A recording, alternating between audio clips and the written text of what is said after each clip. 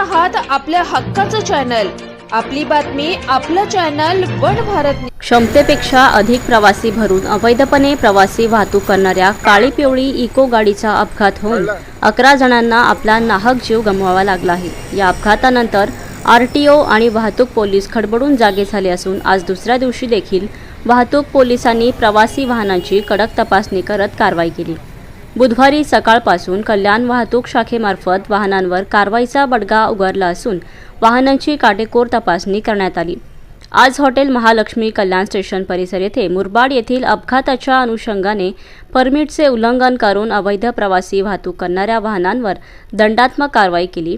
यामध्ये 2 काळी पिवळी टॅक्सीवर 66,192 अन्वये कारवाईचा बडगा उगारत 10,000 रुपये दंडात्मक कारवाई करण्यात आली असल्याचे कल्याण वाहतूक शाखेचे पोलीस निरीक्षक मिलिंद झोडगे यांनी संपर्क साधला असता सांगितले।